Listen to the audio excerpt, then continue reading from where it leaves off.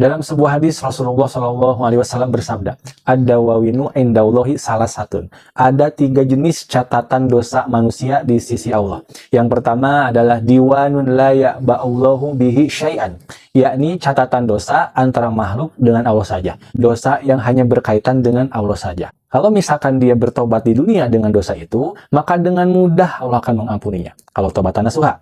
Tapi apabila ternyata dosa itu dia tidak tobati atau tidak keburu tobat dan keburu mati, maka di akhirat dosa tersebut terserah Allah. Disebut dengan tahtal masyiah, yakni di bawah kehendak Allah. Kalau Allah ingin mengampuni, maka Allah akan ampuni dosa-dosanya dan sehingga dia bisa masuk surga. Tapi kalau Allah ingin mengazab dan Allah ingin menghisab, maka dia pun akan diazab dan dihisab sesuai kadar dosanya.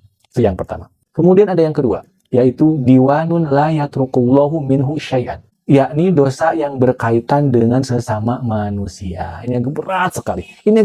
Kenapa? Karena kalau kita pernah ngelakuin dosa dengan sesama manusia, baik memfitnah, menggibah, menyakiti hatinya, ya, menzolimi, menipu, mencuri, dan sebagainya, pokoknya tek-tek bekek yang berkaitan dengan hak-hak anak Adam, maka ketika dia di dunia, dia bertobat, maka la yughfarolahu hatta yaghfirolahu. Allah tidak akan langsung menerima taubatnya. Sebelum dia minta maaf dulu, atau dia selesaikan dulu masalahnya dengan orang yang dia pernah zolimi. Harus islah dulu, harus minta maaf dulu. Kembalikan hak-haknya, baikan lagi namanya. Yang pernah kita buka aibnya, yang pernah kita gibahi, atau yang pernah kita singgung. Maka dosa ini agak sangat sulit, karena harus benar-benar dia minta maaf dulu, atau mengembalikan haknya dulu. Baru nanti Allah akan ampuni. Kemudian, apabila dosa ini dia tidak taubati, dia tidak minta maaf kepada orang yang dia pernah zolimi secara global, kemudian dia mati membawa dosa kezoliman pada manusia, maka di akhirat la yatrukullahu minhu syai'an. Allah tidak akan membiarkannya, Allah tidak akan meninggalkannya, yakni dosanya akan pasti dihisab, akan pasti disidang dengan sidang yang luar biasa. Walaupun dia membawa banyak pahala sholat, banyak pahala zakat, banyak pahala puasa, banyak pahala sedekah, dan banyak pahala-pahala lainnya, itu bisa habis karena untuk membayar kezoliman-kezolimannya kepada semua manusia yang pernah dia zolim. Dikisahkan dalam sebuah hadis, ada orang yang muflis, yang bangkrut.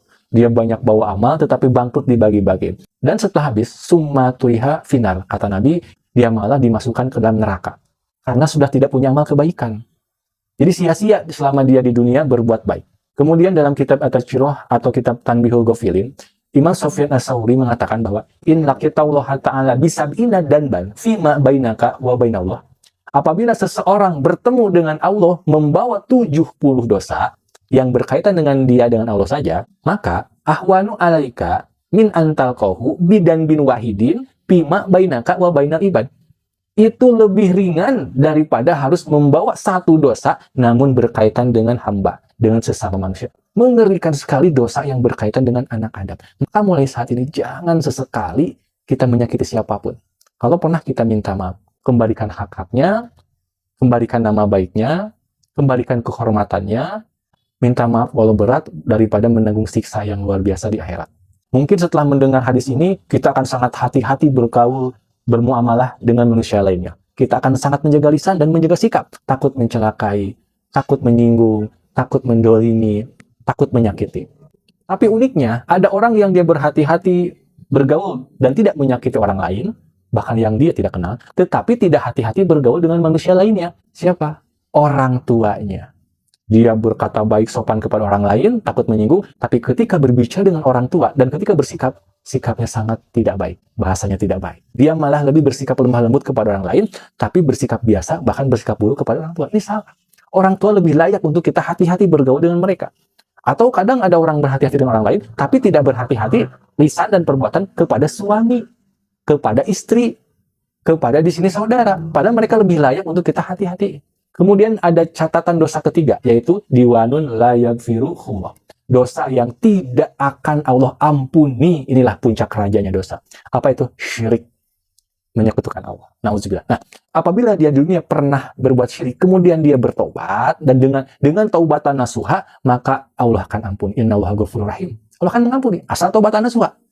Namun apabila dia tidak bertobat atau tidak sempat bertobat, kemudian dia keburu mati, maka innallaha la yaghfiru ayyushraka bihi wa yaghfiru ma duna dzalika liman yasha. Allah tidak akan mengampuni, tidak akan. Kalau dia membuat syirik besar, maka finari jahannam khalidina fiha. Dia akan kekal dalam neraka, nauzubillah, bersama orang-orang kafir, kekal. bawa dosa syirik kekal. Tapi kalau syiriknya syirkul asghar, syirik kecil, maka dia akan disiksa dengan luar biasa di neraka sampai dosa syiriknya habis, entah berapa lama, berapa ribu tahun, berapa juta tahun, kemudian setelah habis dosa syirik kecilnya, baru masuk surga. Mengerikan. Maka apapun yang berkaitan dengan dosa, hindari, hati-hati. Setiap dosa itu akan ada pertanggungjawabannya, walaupun sedikit.